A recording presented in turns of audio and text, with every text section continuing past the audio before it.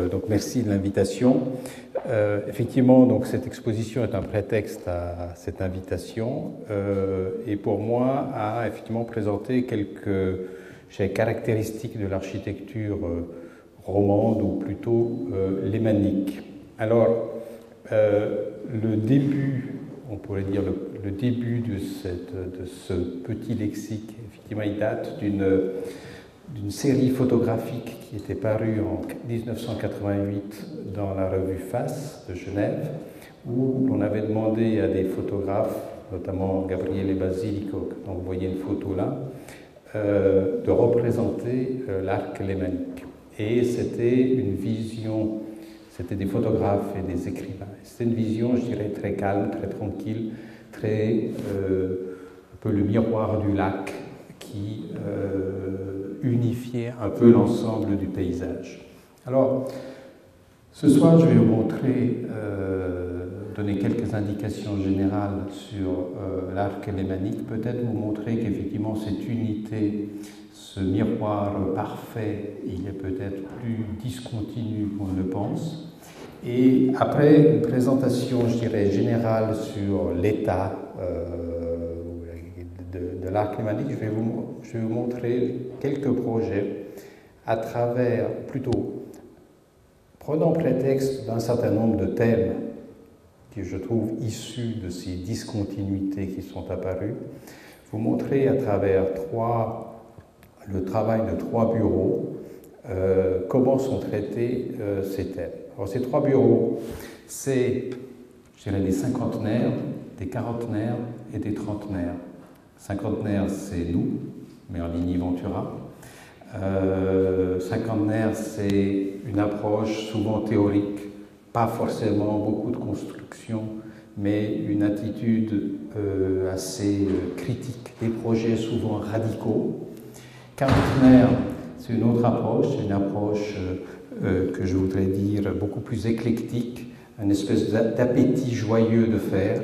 Et puis les trentenaires, c'est peut-être l'abandon d'une forme de polémique et le retour vers une espèce de précision du paysage, précision du matériau et autres. Et peut-être l'attitude de ces 3 bureaux qui peut être représentée de manière plus large, je dirais, à travers l'exposition de la distinction romande exposée là, et puis dans celle qui vient d'avoir lieu, la distinction romande numéro 2, est peut-être effectivement caractéristique de ces voyages, de ce voyage autour de l'arc lémanique. Alors, cette photo, c'est une photo un peu symbole. Entre-temps, Herzog et de Meuron, avec le studio Basel, c'est-à-dire le studio qu'ils ont monté à partir de l'école polytechnique de Zurich, mais à Bâle, ils ont fait un portrait de la Suisse à travers toute une série de représentations de cartes et ils ont représenté effectivement l'arc lémanique et on voit apparaître. Ce travail est beaucoup axé sur la question des régions et on voit apparaître d'une certaine manière une forme ici notamment de région plus que lémanique, rhodanienne, c'est-à-dire remontant le Valais jusqu'à sa source et évidemment se continuant vers Lyon, au-delà de la frontière. Et dans cette représentation, même si cette carte commence à montrer peut-être des sous-secteurs et autres, elle a effectivement tendance à montrer peut-être une espèce d'unité, de représentation. Alors, je reviens à cette revue Face et notamment à cette photo du lac qui est effectivement ce miroir magique très unitaire qui assemble cette région. Est-ce qu'on est effectivement, c'est peut-être la vision d'il y a 20 ans, dans des tranquilles continuités, donc à travers effectivement ces différentes villes qui longent le lac, y compris du côté français. Alors, avant peut-être de parler de ces discontinuités, voyons quels sont un peu des événements en termes d'architecture et d'infrastructure et d'aménagement du territoire qui sont arrivés dans ces 20 dernières années et qui sont en cours aujourd'hui, on pourrait dire dans les 2 grandes métropoles, Lausanne et Genève, qui devient peu à peu peut-être une espèce de ville continue le long du lac Léman. Alors, un des grands projets à Lausanne, ça a été la création du métro. le M2, ce métro qui part du lac, qui monte jusqu'effectivement en périphérie de Lausanne, où il croise les autoroutes, et donc il y a des systèmes de parking d'échange et autres, et qui est un très grand travail dans effectivement, c'est une ville, petite ville pour avoir un métro, on pourrait dire, et qui est une ville extrêmement en pente, et donc c'est un prototype d'un métro automatique en pente qui a été une infrastructure extrêmement complexe à réaliser, pour lequel d'ailleurs nous avons réalisé 3 stations. L'autre grand projet en cours à Lausanne, c'est ce qu'on appelle le projet Métamorphose. C'est un projet qui vise à déplacer un certain nombre d'infrastructures qui sont au nord, dans la partie haute de la ville, ici d'ailleurs autour du stade de la Pontaise, pour amener en tout cas l'infrastructure du stade au bord du lac, dans une autre entrée de la ville, et d'utiliser ce terrain au développement de très grands quartiers de logement, 10-15 000 logements sociaux, et ainsi qu'un certain nombre d'infrastructures publiques. Le tout grand projet de la région lausannoise, c'est ce qu'on appelle le PALM, le projet d'agglomération Lausanne-Morges. Lausanne est ici, on part à l'ouest, c'est Morges, et c'est tout ce terrain, effectivement, aujourd'hui, qui, on pourrait dire, fait de... On est un peu sur une des rares zones un peu planes du territoire, et c'est le passage de chemin de fer, c'est des infrastructures, c'est des ateliers, c'est des entreprises et autres, tout ça dans un aménagement un peu désordonné et autres, et c'est là la grande ambition de créer 40 ou 50 000 places de travail et logements pour le développement de Lausanne. Donc ce projet est en cours, c'est un projet à très longue haleine, avec des choses qui se font par petits pas et petits pas. Un des grands projets, alors lui, qui est un espèce d'élément, une machine en marche, c'est l'École polytechnique fédérale de Lausanne,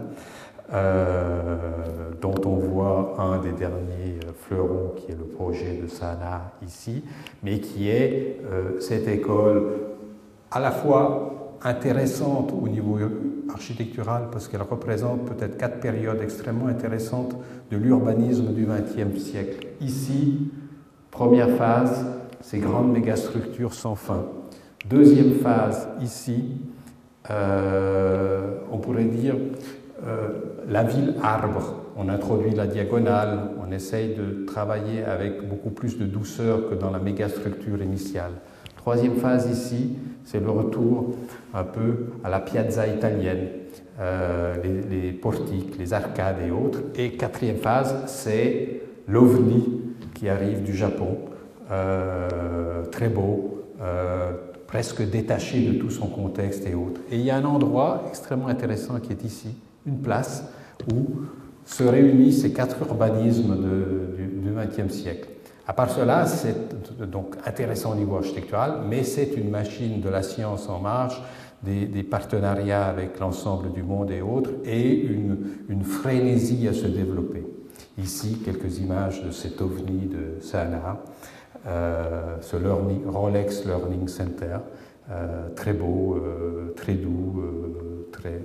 Autre grand combat beaucoup plus général et qui est évidemment lié au projet précédent, c'est qu'il y a une volonté, en tout cas d'un certain nombre d'architectes, à imposer une véritable qualité, une certaine radicalité de l'architecture, en tout cas une architecture contemporaine, dans des contextes qui sont parfois des contextes extrêmement conservateurs.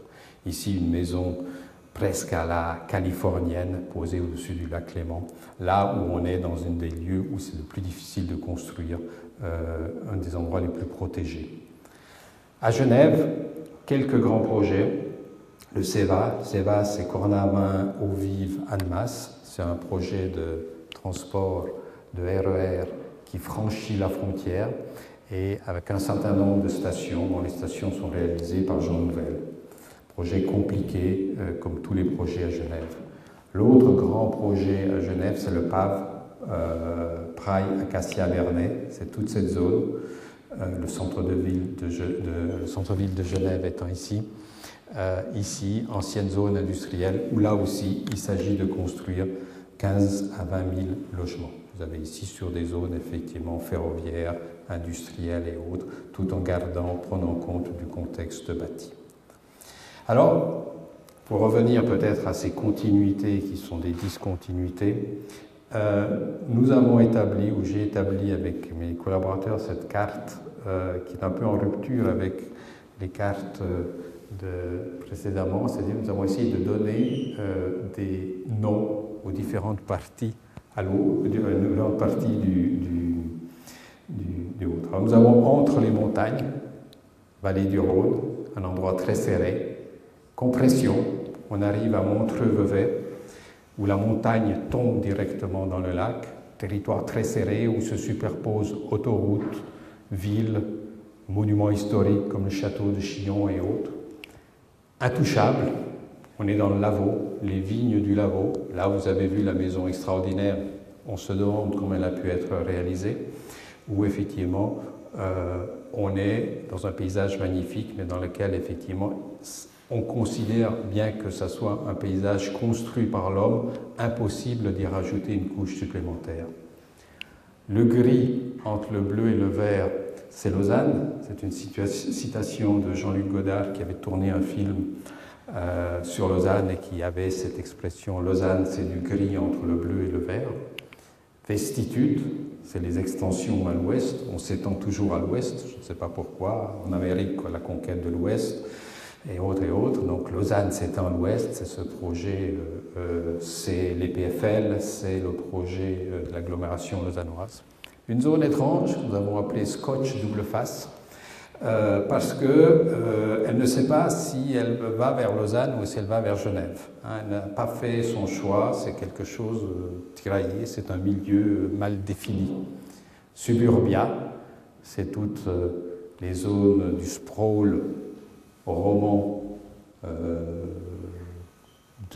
donné par effectivement le secteur économique de Genève. Le bout du monde, c'est Genève, qui n'est pas un bout du monde et qui en même temps en est un, parce que c'est la frontière et autres, et même si cette frontière, elle est perméable et autres, elle reste d'une certaine manière un bout du monde, pour la Suisse en tout cas. Et après, PAF, c'est ce qu'on vient de voir, le Praille, Acacia, Vernet, et le PAF, c'est par au-delà la frontière, ou police armée des frontières, tout ce que vous voulez autre, c'est tout à coup effectivement encore au-delà du bout du monde. Alors, sur ces zones-là, nous allons montrer un certain nombre de projets. Je vais montrer un certain nombre de projets. Mais avant, pour revenir 2 secondes à la distinction romande, vous avez pu voir dans les salles la distinction romande 2006, la 2010 commence à être exposée, je pense qu'elle viendra aussi à Grenoble, nous ferons tout, et donc ici vous avez les 30 projets nominés qui font partie de cette distinction romande, et ça c'est les 7 distingués, avec ici un projet à Fribourg de Becker et Blanc, une école à Genève de Vrauen et Belschli, un projet pour l'UFA à Nyon de Bassi Carella, le stade de la Madière à Neuchâtel par Jenny Nasca-Delfortry, ici une école à Viège, donc tout en haut de la vallée du Rhône, par Bonnard Beaufray, et ces 2 projets par Charles Pictet, un chalet réinterprété et une villa près de Genève. Je viens maintenant à ce lexique. Absence, Bella Vista, chantier, enseignement, fraîcheur et hiver, Jean-Luc Godard, loisirs, lumineuses, etc. et autres. Et c'est à travers ce lexique que nous allons voir, où je vais vous proposer une balade dans le paysage roman. Donc à travers 3 bureaux, je rappelle, donc cinquantenaire, nous-mêmes, moi-même et mon associé qui est plus jeune que moi, mais qui fait partie, je dirais, de cette tranche de projets radicaux, théoriques. Le projet le bureau NPH, Monra, Petit-Pierre, Unger, les quarantenaires, plus dans dans l'appétit joyeux de faire, et le bureau des trentenaires, local architecture, beaucoup plus peut-être attentif à des questions, je ne dirais pas qu'on n'est pas attentif, nous, mais beaucoup plus, qui ont abandonné peut-être certains combats et qui sont plutôt dans le combat d'une précision au niveau du matériau, du paysage, de l'objet lui-même, d'un minimalisme objectuel. Alors, je pense que ces thèmes-là, vous les retrouvez d'une manière ou d'une autre dans les réalisations qui sont exposées, dans ce qui se fait dans l'architecture romande. Ce n'est pas, disons, une manière de se présenter. Il s'avère que ce que je vous présente ce soir, c'est une espèce de présentation à trois que nous avions fait avec les deux autres bureaux à Zurich pour présenter effectivement la Romandie à Zurich. Et nous avions effectivement articulé un peu ceci, essayer de déterminer quelques caractéristiques et jouer aussi peut-être de cet aspect générationnel dans l'architecture. Alors, absence, c'est à Lausanne, le musée dispersé. C'est une question qui se pose. Alors, l'absence, c'est peut-être l'absence d'une espèce de réflexion sur des éléments de programme. À Lausanne, dans le canton de Vaud en général, on débat depuis 10-12 ans sur la nécessité d'un musée des beaux-arts. Où est-ce qu'on va le mettre? Est-ce qu'on le met au bord du lac? Il y a eu un concours, le projet a été... il y a eu un lauréat, la population s'y est opposée, on ne construit pas au bord du lac, il y a eu un vote, le projet a été écarté. Il y a un deuxième concours qui est en train d'être fait pour le mettre ailleurs. Tout le monde proposait, on pourrait faire le projet à Yverdon, on pourrait faire le projet musée à Yverdon, on pourrait faire le projet à Montreux, on pourrait le faire à Lausanne, à Morges, etc. Tout le monde se proposait pour recevoir le musée. C'est un musée cantonal. Et ce que je trouvais étrange dans cette polémique du lieu, c'est qu'on discutait toujours du lieu et on ne discutait jamais de qu'est-ce que c'était un musée au XXIe siècle. Est-ce que le musée, est-ce qu'on était toujours dans le programme classique du musée, des choses comme ça? Est-ce que finalement le rapport qu'on peut avoir à l'œuvre, il n'est pas aujourd'hui différent? Il y a par exemple au Tessin une petite, et ce projet que nous allons vous montrer s'inspire totalement de cela. Il y a une petite construction qui s'appelle la Congiunta de Peter Merkli. C'est un bâtiment tout en béton, dans un village où personne ne va. Et pour y aller, il faut aller à l'auberge du village, il faut prendre la clé. On prend sa voiture, quand on y arrive, on ne sait pas où mettre sa voiture, on est au bas des vignes, on est dans de l'herbe, s'il a plu, c'est tout mouillé, etc. Et autres. On cherche la porte, il faut faire le tour du bâtiment pour trouver la porte, et puis on ouvre, on a la clé, et pendant 20 minutes, une demi-heure, 3 heures, le temps qu'on a envie de rester là, le musée nous appartient. On est seul face à l'œuvre, on est de nouveau dans un rapport à l'œuvre qu'on peut toucher, à l'œuvre qu'on peut regarder. On est devenu le propriétaire du musée. Puis on s'en va, on ferme la porte, on ramène la clé, on regarde le registre, on se dit tiens, et puis de temps en temps on découvre dans le registre qu'il y a des personnes qu'on connaît qui sont passées 1 semaine ou 3 mois avant, des choses comme ça et autres. Et je me disais qu'il y avait peut-être là quelque chose qui était intéressant au niveau de l'idée d'un musée, c'est-à-dire de changer de rapport au regard. Et donc vous dites, mais finalement on pourrait utiliser des infrastructures qui ne sont plus utilisées, des anciennes gares, des anciennes stations-service, des choses comme ça, et faire un musée dispersé, c'est-à-dire dans chacune il y aurait une œuvre, et puis au fil des hasards, un peu comme les chapelles en montagne, où au départ on ouvre, on arrive près d'une chapelle, on ouvre, et tout d'un coup on découvre une œuvre du XIIe siècle extraordinaire, et qu'il y a une espèce de confiance qui est faite, c'est-à-dire elle n'est pas protégée et autre, on peut simplement la regarder et autre. Et voilà. Et donc on se disait, voilà, le musée peut-être dispersé, c'est à travers le canton de Vaud de faire des petites constructions, stations de services abandonnées, ici petite construction un peu héroïque au milieu de l'autoroute, donc ça c'est une construction nouvelle, petite chapelle dans laquelle il y a une œuvre, petite autre, voilà, des constructions de ce type-là, qui faisaient qu'effectivement, ou ici, dans ce lieu inconstruisible, intouchable comme le Lavaux, de mettre une espèce de petite maison viseur et autres dans laquelle il y a une œuvre. et on la regarde et tout d'un coup elle prend aussi un sens par rapport au paysage. Voilà, c'était d'autres manières peut-être de questionner une absence, non pas l'absence d'un musée, mais l'absence peut-être d'une réflexion sur qu'est-ce que c'est que le musée aujourd'hui. Alors je ne dis pas que c'est la seule solution, je n'aurais pas cette prétention-là, mais c'est peut-être, ça fait partie peut-être de ces choses qu'on aime faire, c'est-à-dire faire certains projets qui sont, pour nous, sont des projets critiques d'un État. Bella Vista, les diamants du lac, on est dans le territoire intouchable. Ça, c'est un projet de local architecture. Comment construire ici ce territoire complètement construit, donc le Lavaux, entre Lausanne et Vevey, complètement construit par l'homme finalement. On pense que c'est un territoire naturel, mais en fait il était complètement construit par l'homme, puisqu'il a fallu monter toutes ces terrasses et autres. Et aujourd'hui, eh bien, construire ici est devenu une des choses les plus compliquées au monde. Alors, à moins d'y mettre des tuiles, des toits en pente, une pente imposée, des choses comme ça, donc il y a énormément de restrictions et autres. Et Local Architecture a eu l'occasion, effectivement, dans un endroit qui est déjà un peu urbanisé, de construire, et évidemment se pose, puisqu'on vient là pour la question de cette vue que vous venez de voir, se posait la question de comment construire, de comment cadrer le paysage.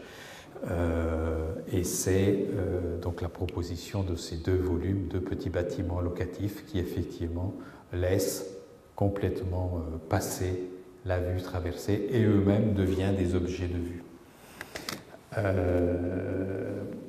La maquette de ces objets où on retrouve peut-être ce langage dont vous retrouvez peut-être quelques exemples dans l'exposition à côté, de cette exposition, de ce langage qui s'inspire peut-être à une espèce de minimalisme que les architectes suisses-allemands ont beaucoup montré, ont beaucoup exploré, de volumes un peu déformés, de fenêtres qui suppriment l'angle ou qui viennent se placer sur l'angle, non plus, disons, pour répondre à une espèce de questions structurelles, mais pour aller chercher la vue la plus précise. Et alors, il faut là peut-être voir ces deux images, fenêtre fermée, fenêtre ouverte. Ces volumes, effectivement, extrêmement précis, idem ici. La vue, mais il faut imaginer que derrière, il y a des maisons qui ont la même vue et dont le regard se glisse entre. Voilà, où la précision même du cadre métallique qui disparaît dans les murs, la fenêtre fermée dont on ne sait même plus si elle est ouverte ou fermée, des choses comme ça. Tout cela vient effectivement dans cette précision du langage. Et malgré tout, toujours ce rapport, puisque c'est un objet double, jumelle, on pourrait dire, toujours ce rapport qu'il y a entre les deux objets. Chantier au bout du monde, donc à Genève, des logements, ça c'est MPH. Alors pourquoi chantier? Parce que Genève est une ville extrêmement compliquée. C'est une ville, en termes d'architecture, un peu peureuse. On y construit beaucoup peut-être de bâtiments privés, suburbains, des choses comme ça et autres, mais bâtiments portés par les autorités, il y en a très peu. Beaucoup de concours qui ne portent à rien, de concours qui sont relancés et autres. Et donc on pourrait dire que la notion du chantier, elle est presque importante parce que d'une certaine manière, l'architecture que ça produit finit presque par fabriquer cette espèce de provisoire. C'est-à-dire qu'on fabrique une architecture, comme vous le verrez ici, qui joue presque plus sur la notion d'un rideau que d'un bâtiment. On est dans ce site, près de la gare, dans une zone pleine de contraintes, de bruit, de distance et autres, etc., avec quelques arbres magnifiques à conserver. Et il s'agissait de faire un certain nombre de logements protégés et autres. Voilà. Le MPH gagne le concours et miracle, ça se réalise. Non, ça se réalise, il ne réalise pas l'ensemble de l'opération. En fait, ce sont les 4 premiers du concours qui réalisent. MPH, je crois, réalise ce bâtiment, et puis les suivants dans le concours réalisent chacun un des bâtiments. Vous voyez, les arbres conservés et autres. Et c'est peut-être dans ce travail, le travail commence par leur bâtiment à eux, et ce qui se passe, c'est qu'ils travaillent la façade comme effectivement une espèce de rideau déployé, comme si l'intériorité, comme si on était finalement dans quelque chose qui devait par elle-même exprimer le fait qu'on est là, que ce n'est pas un vrai bâtiment, que c'est un bâtiment qui se déguise en quelque chose, parce que peut-être l'idée du bâtiment fait un peu peur à Genève. Alors voilà, le projet est en chantier. Il se développe, donc d'une certaine manière, l'échafaudage finit presque par faire partie de l'architecture. Il y a derrière ces toiles, comme si ces toiles étaient des toiles de chantier autres, et voilà, il y a cette espèce d'image provisoire. Et même le bâtiment lui-même, dans son intérieur, se met en recul par rapport à la façade, créant d'ailleurs des typologies après de logements extrêmement intéressantes, de cette profondeur, de cette espèce de double épaisseur dans les bâtiments qui est toujours extrêmement intéressant et qui se développe de plus en plus peut-être dans la typologie du logement. Ça, c'est des bâtiments qui énoncent quelques règles pour les futurs intervenants, pour les autres bureaux d'architectes, qui doivent avoir une seule contrainte, c'est de travailler dans les teintes vertes. Et de là, nous passons à la question de l'enseignement. Alors, l'enseignement, en Suisse romande, évidemment, la grande école d'architecture, c'est celle de l'école polytechnique fédérale. Il est assez intéressant de constater que l'école polytechnique fédérale importe peut-être beaucoup d'enseignants qui viennent d'ailleurs, Harry Gouguer de Bâle, Patrick Berger de Paris, Astrid Stauffer de Zurich. Il y a quelques enseignants d'origine comme Inès Lamunière et autres à Lausanne, et que les enseignants romans ont peut-être tendance à aller enseigner ailleurs. Pascal Enfou à Nantes et ici à Grenoble, moi-même à Paris, Crozet à Turin, etc. Et les gens ont tendance. Donc, comment lire cela? Voilà, c'est un constat sans que j'en tire des conclusions et autres, mais c'est assez intéressant peut-être, et peut-être que c'est intéressant en soi comme phénomène. Juste petit détail sur l'enseignement, sur un projet qu'on avait fait, et peut-être c'est un des projets que moi j'aime beaucoup parce qu'il donne de l'importance aux mots. L'Université de Lausanne voulait renommer ses bâtiments. Le campus de l'Université de Lausanne est fait d'une dizaine de bâtiments qui portaient des noms affreux, SS, FHS, bâtiments des sciences humaines, de la faculté des sciences humaines, et des choses et autres. Et évidemment, ça devenait de plus en plus compliqué à les nommer, c'était imprononçable et autres. Ils ont dit, on va renommer nos bâtiments, et ils nous avaient mandaté pour trouver des noms. Et finalement, on a appelé ça, on a joué une espèce de rapport entre la fonction et la forme. L'Humance, c'est le bâtiment de l'humanité, mais c'est le plus grand bâtiment de l'université. L'Amphimax, c'est celui qui a le plus d'amphi, dont un très grand amphi de 1200 places, ce genre de choses et autres. Voilà. Et je me suis rendu compte que ce bâtiment, que ce projet, on peut dire qu'il n'a rien d'architectural. D'une part, peut-être il ne pouvait être fait que par des architectes, parce qu'il y avait cette compréhension peut-être de ce rapport forme-fonction, mais aussi que c'était peut-être celui qui risquait de durer le plus.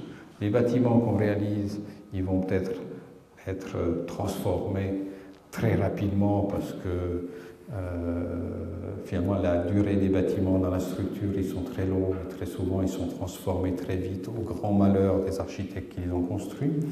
Et celui-ci, finalement, le mot lui-même, il était peut-être plus pérenne que l'architecture. Mais je reviens à une autre école de Lausanne, et ça c'est un enseignement de Olaf Unger du bureau MPH.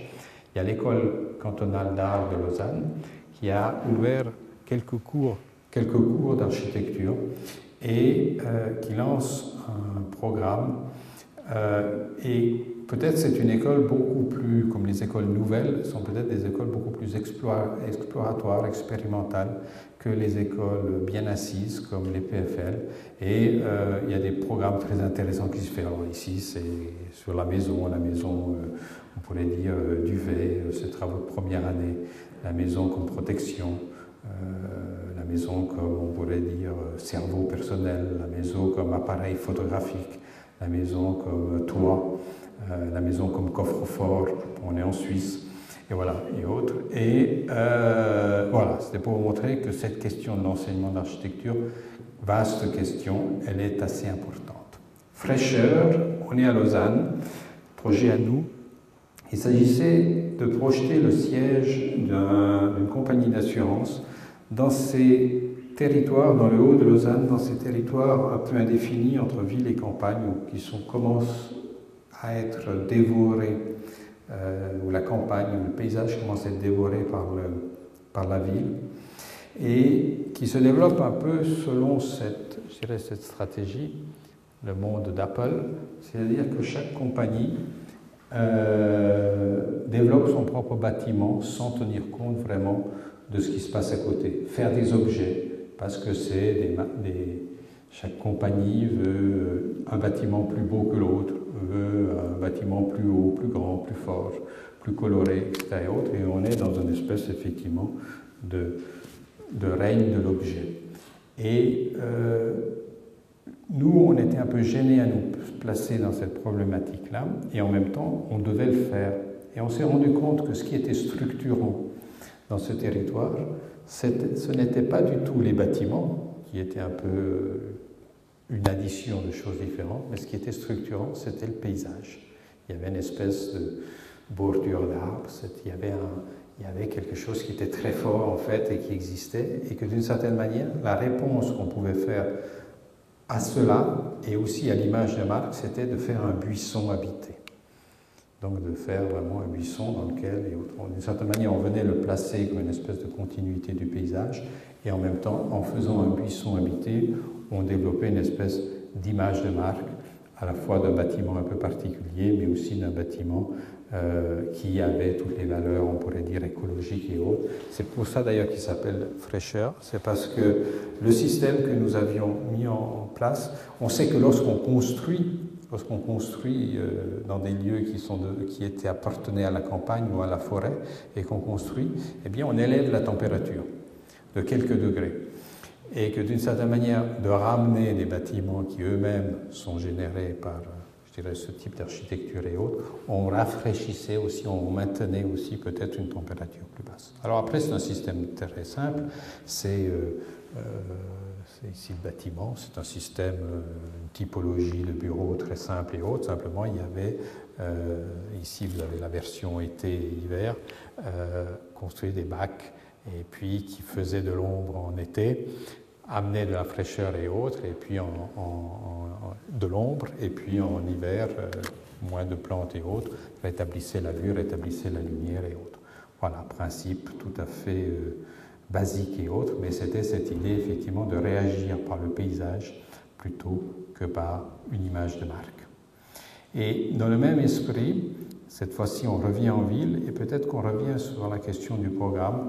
Il s'agissait de transformer un théâtre qui s'était installé, un théâtre expérimental qui était assez important pour la ville de Lausanne, qui s'appelait l'Arsenic, qui s'était installé dans des entrepôts et puis construit dans les années 60, qui était en termes de performance thermique absolument plus aux normes.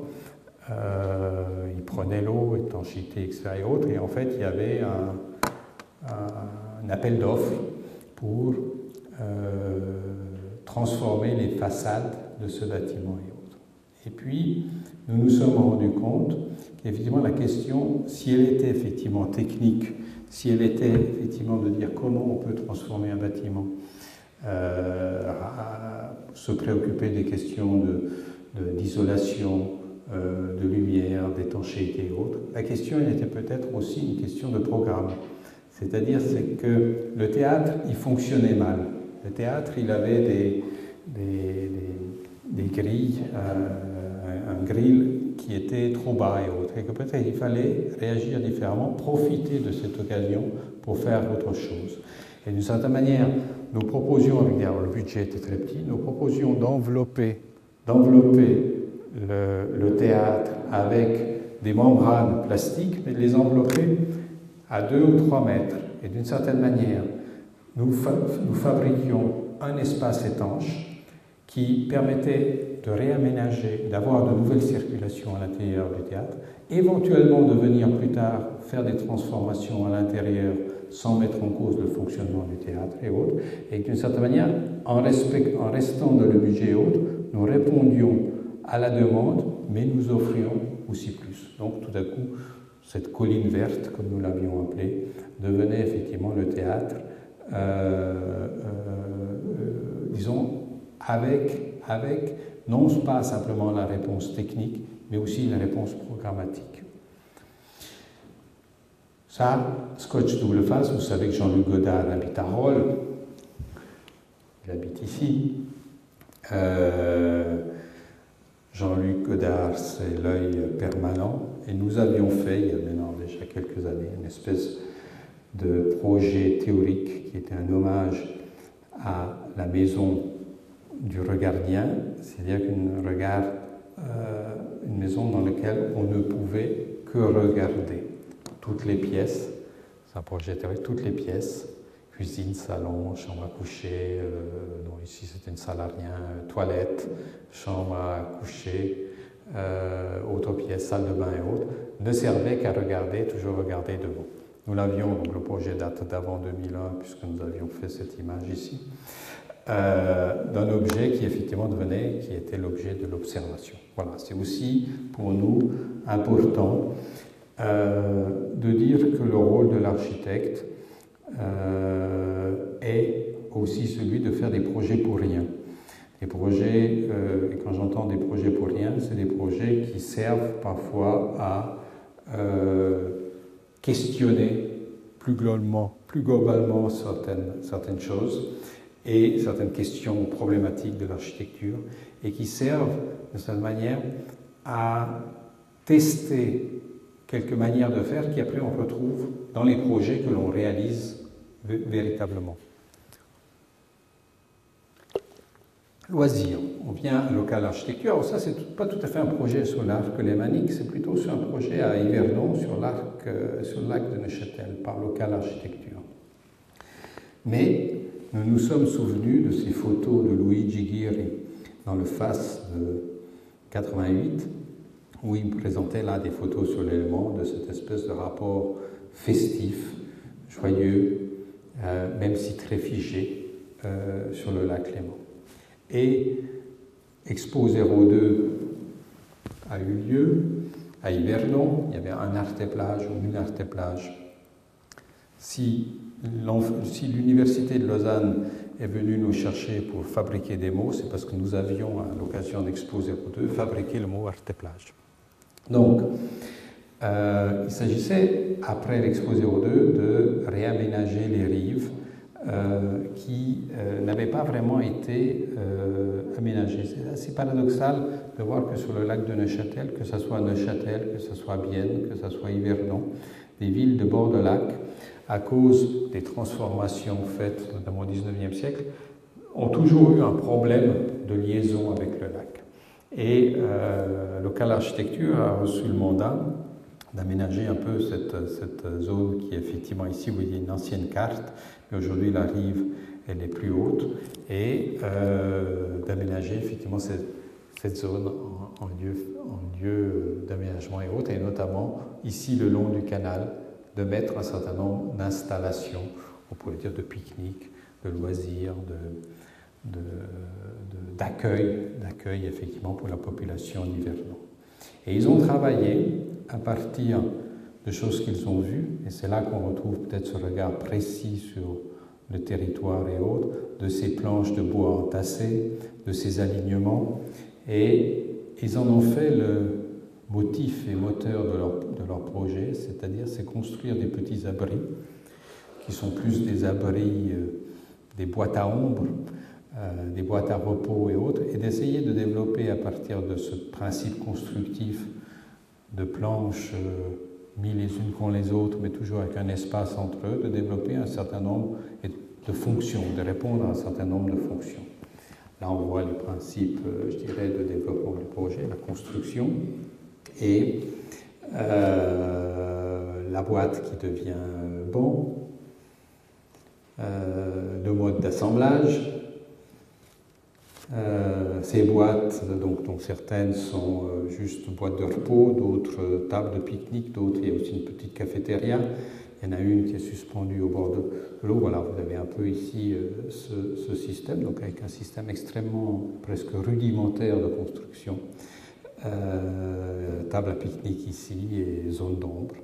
Et puis évidemment la vision nocturne comme des lanternes assez belles. Posées dans le paysage, qui nous ramène peut-être à certaines images de Luigi Ghirri. Et, puisqu'on est dans la lumière, on passe à notre projet, on est à Aigle, on est à une halle industrielle, ici, entre les montagnes. On est dans ce type de paysage où s'installe, on est dans le plat, on n'est pas loin de l'autoroute, et du réseau s'installent donc les grands supermarchés, les boîtes de démonstration de meubles, de ceci, de cela et autres, et comment intervenir, donc on pourrait dire ce qui a souvent une non-architecture. Et MPH se pose la question de dire finalement ce qu'il y a dedans, on ne peut rien faire. Ça va changer autre. En revanche, on peut assurer effectivement une espèce de qualité de l'extérieur, de faire une espèce de lanterne entre le dedans et le dehors, et de travailler là aussi avec des matériaux extrêmement simples, effectivement, de dire on fait la boîte la plus simple possible et simplement avec des matériaux translucides en polycarbonate, d'essayer d'assurer effectivement une légère variation du bâtiment. Donc vous voyez, le plan il est extrêmement banal et répond à sa fonction et autres. Il y a juste peut-être le contrôle effectivement de l'écriture, de la construction. Dedans, on ne sait pas ce qui se passe. Ça pourrait être ça, mais ça pourrait être d'autres choses.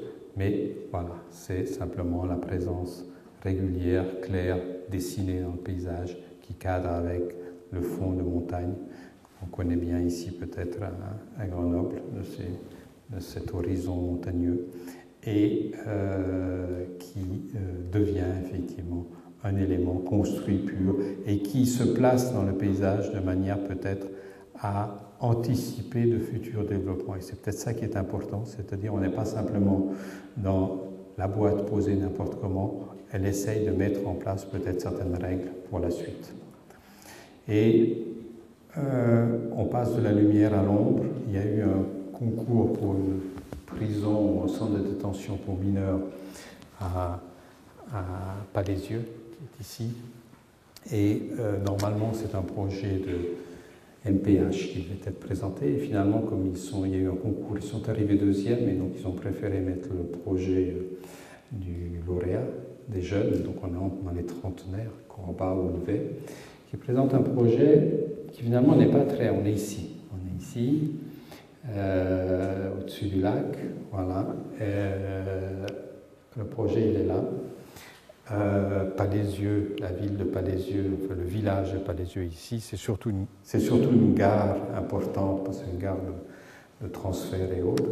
Et là aussi, on retrouve à la fois un plan qui est assez proche du plan du chantier de Genève, mais à une toute autre échelle, et qui essaye peut-être de fabriquer avec un programme impossible, un programme difficile, un programme violent d'une certaine manière, celui de la séparation, un programme, une espèce de retrouver une espèce de cour, on pourrait dire, de ferme, qui rétablit certaines relations entre les différents espaces et autres.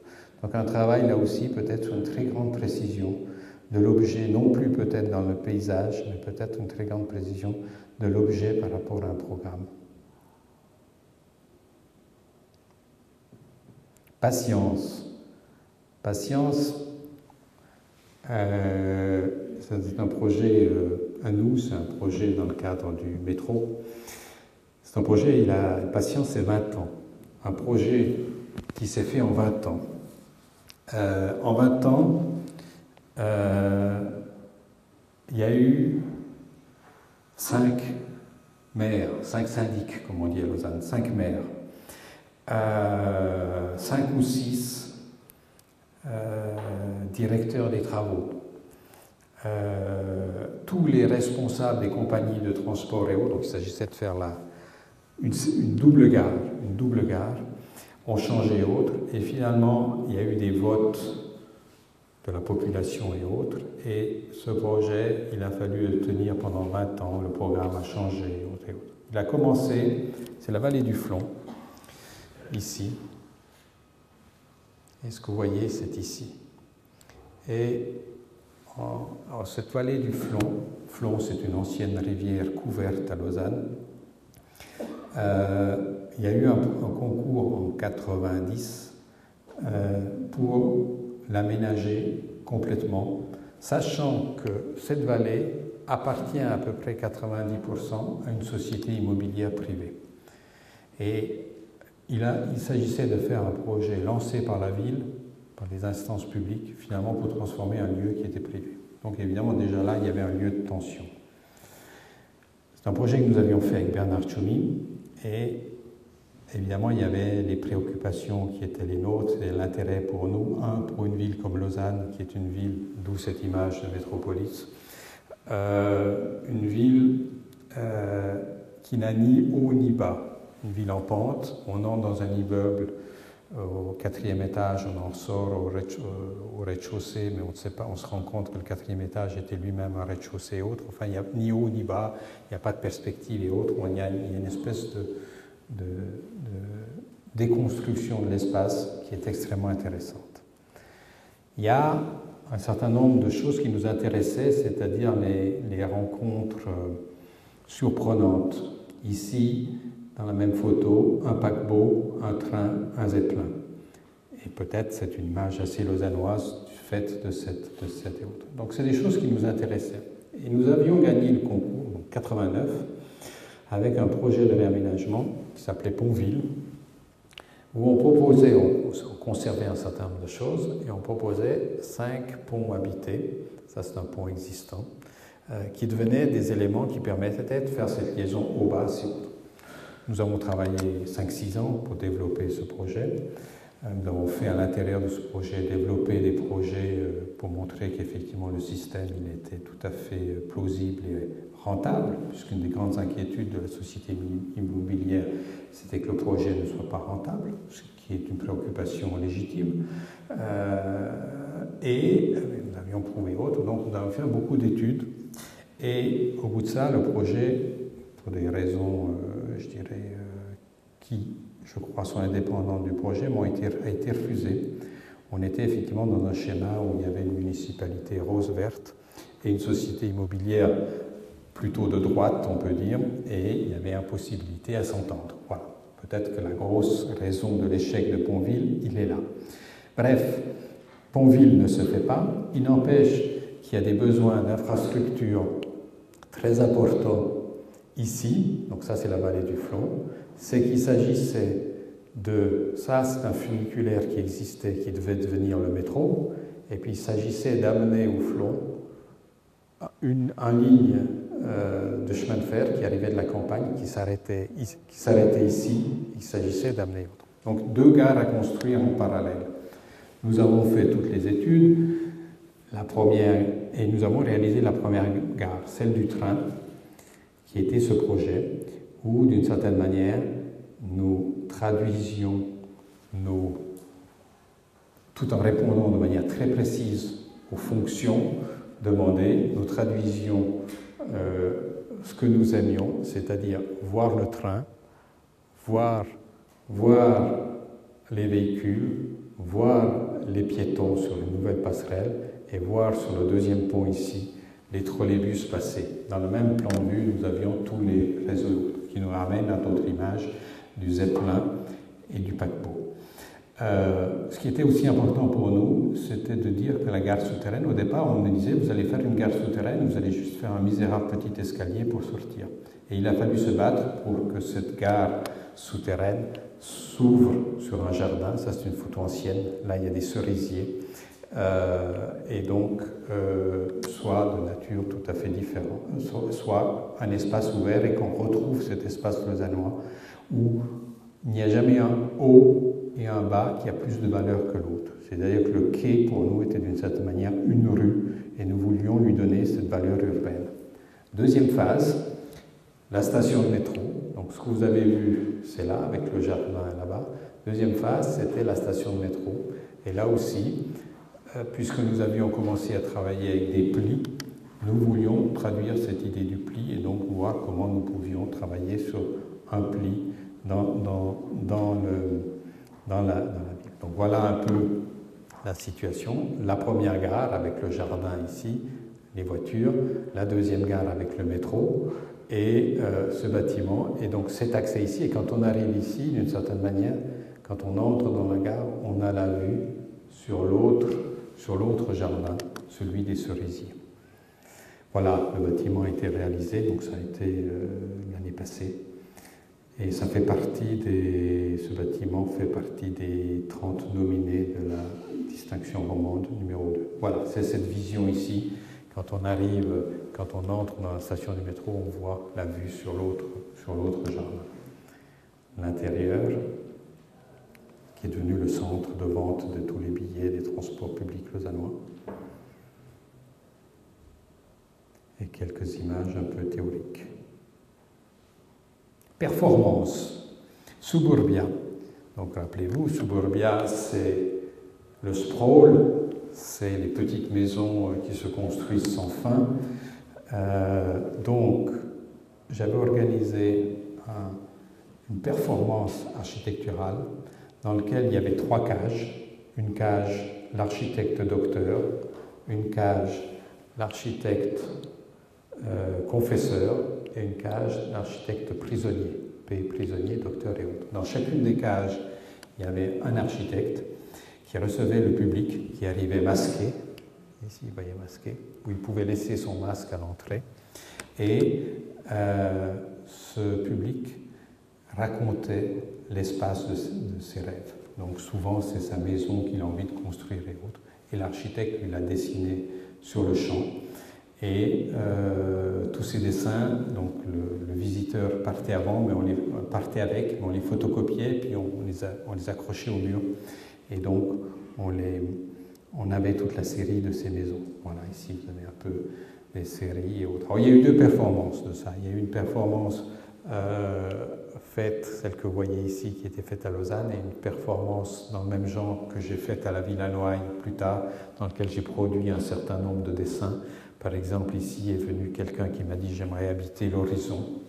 Donc je lui ai dessiné une maison qui est habitée l'horizon. Et ici, c'est à la Villa Noailles, ce sont tous ces dessins qui s'accrochaient sur du fil à linge. Là, on voit, il y avait une caméra qui permettait de voir le dessin se faire en direct. Et peut-être ça me ramène à une autre chose qui parle de cela.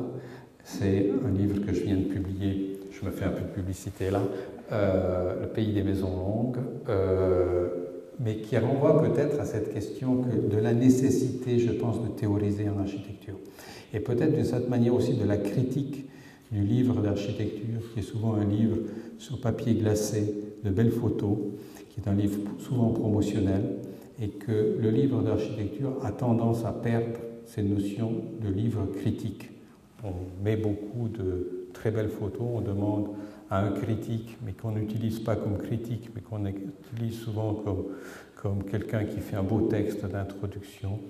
Et d'une certaine manière, beaucoup de livres aujourd'hui d'architecture sont ces livres-là. Et pour moi, ce livre d'architecture, c'était un texte qui liait le texte et le dessin, et qui, d'une certaine manière, avait très peu de photos. Alors, c'est un livre qui s'appelle Autre trajectoire, parce que c'est la manière de comment on peut entrer dans un projet d'architecture conceptuellement selon des trajectoires différentes. C'est 6 histoires, en fait. Le circuit, le tournoi de tennis, ou de football, le billard entre 2 personnes, ça c'est un peu les performances, la théorie des ensembles, là où les choses se croisent, le plan de métro, des moments où on est ensemble, il y a des espèces d'éléments de réunion puis des éléments de dispersion, et puis le parcours aléatoire. Donc chacun correspond à une forme de projet qui est à la fois dessiné et écrit dans le texte. Ici vous avez quelques-uns de ces textes du dernier chapitre des parcours aléatoires. Je ne suis jamais allé à Mexico ou je ne suis jamais allé à Bâle.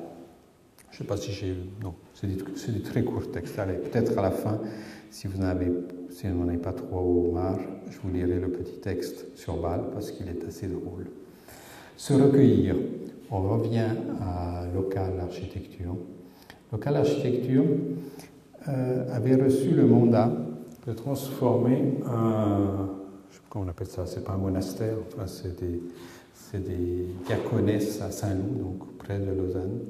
Et ils avaient transformé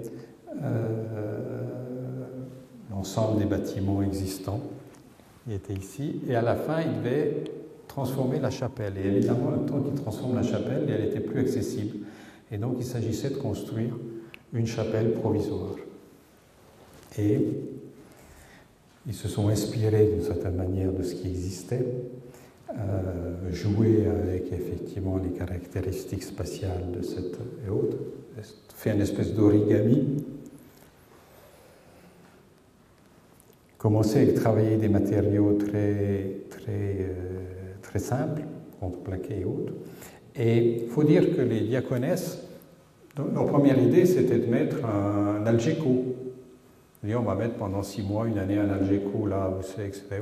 Et les architectes ont réussi à convaincre qu'il fallait peut-être faire autre chose et que pour le même prix à peu près, on réussirait à faire mieux. Donc il s'agissait de travailler vraiment dans des conditions extrêmement simples. Et ils ont travaillé donc avec des laboratoires de recherche de l'École polytechnique fédérale. Et ils ont mis en place effectivement ce système d'assemblage effectivement de plaques qui devenait structurel en lui-même. Par le jeu du pli, comme le sont les origamis. Et ils ont développé, ici vous avez la maquette, effectivement, de cet élément-là. Et ici, la mise en œuvre, le plan, tout simple, avec juste 2 parties vitrées et cette partie, cette coque sur 3 faces de contreplaqué. Ici, la construction, qui évidemment encore ici étayée, mais qui plus la construction avançait, plus elle devenait stable et autoportante. Et l'objet lui-même, posé dans la cour, qui est resté aujourd'hui, elle n'existe plus, elle a donc été démontée. Et cette image qui est un clin d'œil à la toute première image de cette série, c'est-à-dire les diaconesses qui se recueillent. On est toujours dans la théorie, RHB, toujours dans Suburbia, avec un travail que nous avions fait qui s'appelle donc RHB, Revisiting Hieronymus Bosch, Rassemblement d'habitants banals. Quand on regarde Hieronymus Bosch, les tableaux de Bosch, on constate que les personnages, ils sont toujours extraordinaires, ils sont toujours connotés et que d'une certaine manière, ils sont marqués par une caractéristique.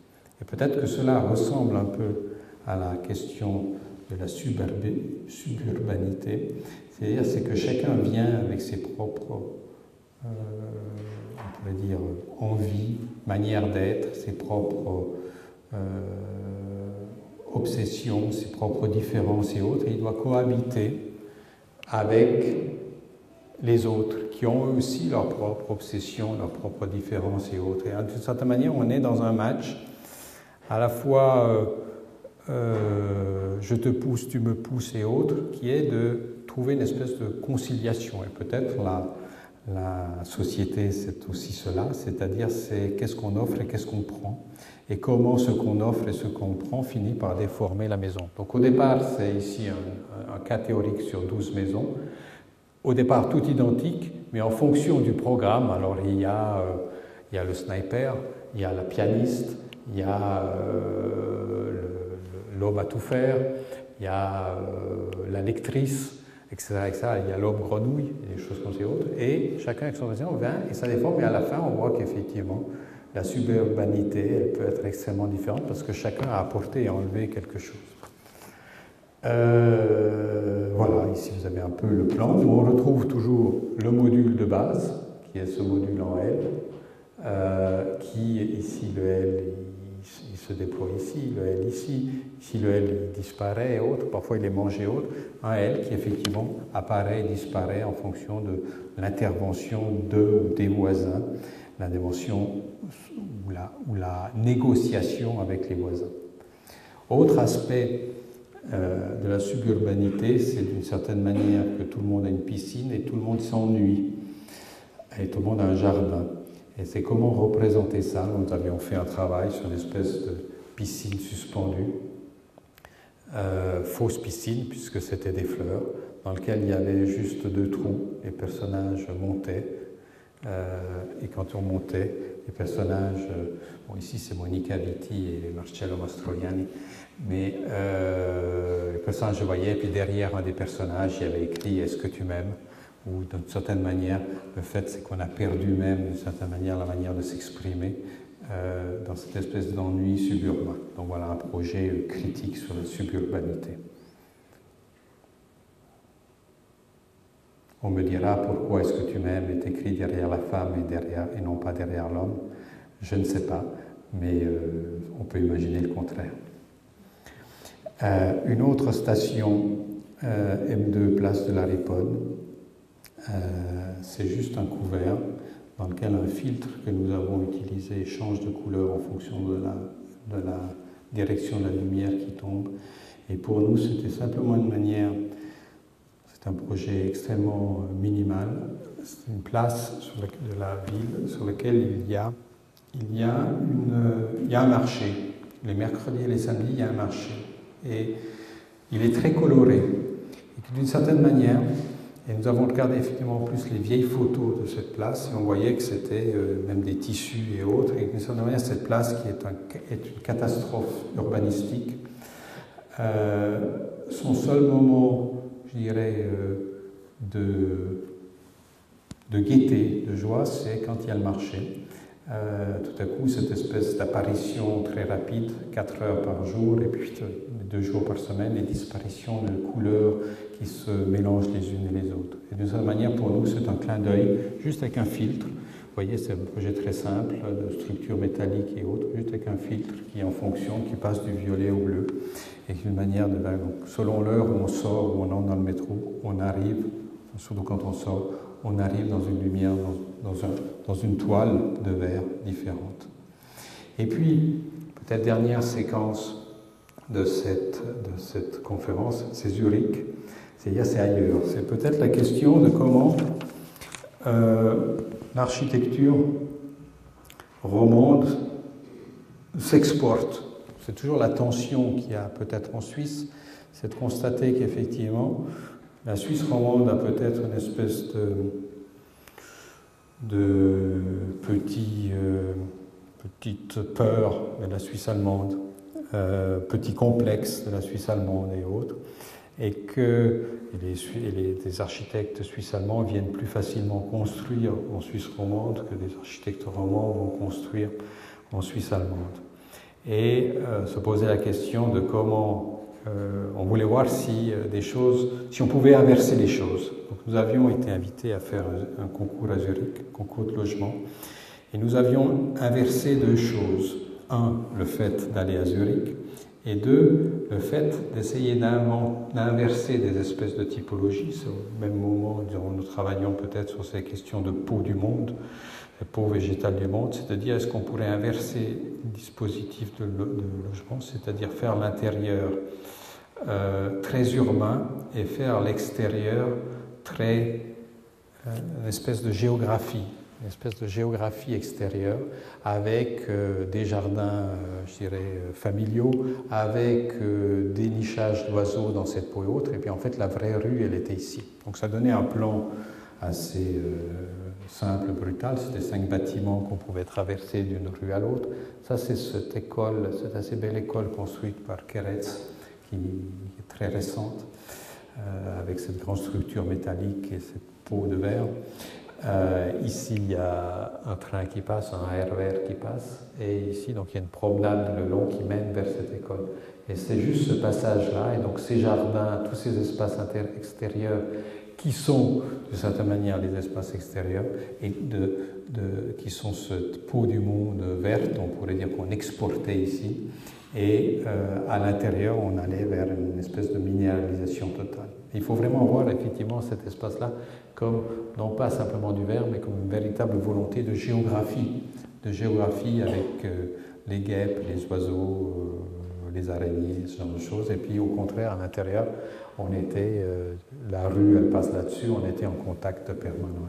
Bon, on n'a pas gagné avec ça, mais si on avait été invité à faire ce concours-là, c'était parce qu'on avait gagné un concours de nature beaucoup plus théorique sur la notion de qu'est-ce que c'est habiter demain. Alors on était un des lauréats et on avait pris, et ça nous ramène peut-être à ce que vous avez pu voir dans le livre, c'est-à-dire c'est comment on s'est dit qu'est-ce qu'on peut faire pour qu'est-ce que c'est habiter demain. Alors l'organisateur donnait un lieu, un site, et on n'a pas voulu respecter le site. On a dit on va faire un travail tout à fait théorique et on va prendre 8 préoccupations pour demain. Et ces préoccupations, ce n'est pas nous qui allons les inventer, on va ouvrir les journaux et on va voir ce que disent les journaux. Donc pendant 15 jours, on a lu les quotidiens et autres et ils parlaient de la peur. Ça, c'est une photo d'un G8 en Allemagne, de la finitude des énergies, du corps prothèse, c'est-à-dire on ne sait plus où le corps devient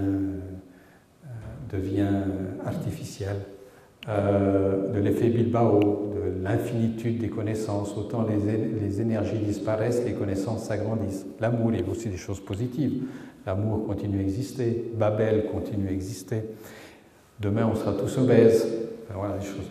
Et chacune de ces espaces-là fabriquait de certaine manière une maison type, une case study, comme on l'appelait, et on les faisait rencontrer, c'est le tournoi que vous avez vu, une maison contre une maison, et puis toc toc, puis on arrivait à la finale. Et à la finale, ça donnait les maisons longues, qui n'était pas la maison la plus extraordinaire, qui n'était pas la maison la plus originale, qui était peut-être la maison de tous les compromis, mais qui est justement pour ça, était peut-être un peu comme RHB, une maison qui essayait de concilier des conditions assez impossibles. Et puis, et c'est la dernière image de cette conférence, on nous dit, mais cette maison-là, qui au départ est à Zurich, après on l'a resituée à Zurich, ben, si tout à coup, si elle devenait comme une espèce de monument continu, de super studio, couvrir l'ensemble de la planète, et évidemment le clin d'œil à Rem Koolhaas avec son SMXL Sport, vous connaissez bien. Je crois que c'est la dernière. Ça vous intéresse que je lise le petit texte sur Herzog et de Meuron? Non, sur Bâle. Je ne suis jamais allé à Bâle. C'est quelques lignes.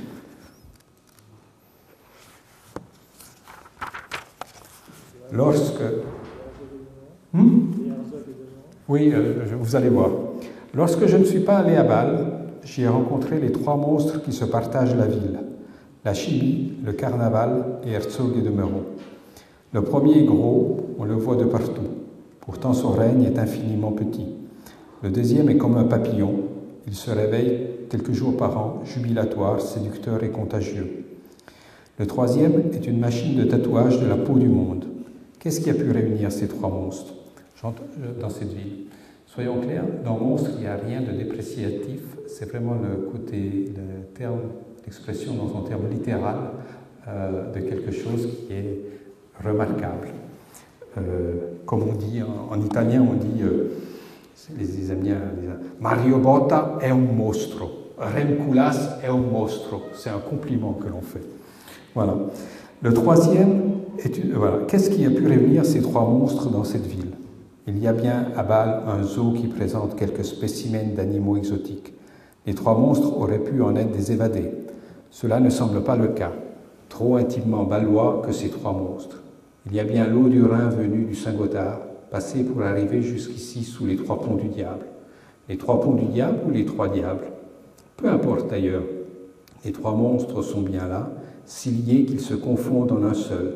Maîtres des formes informes, des masques de la propagation et d'un savoir secret qui semble à chaque fois avoir atteint sa limite pour réapparaître pourtant un peu plus loin, sous des habits toujours neufs. Voilà.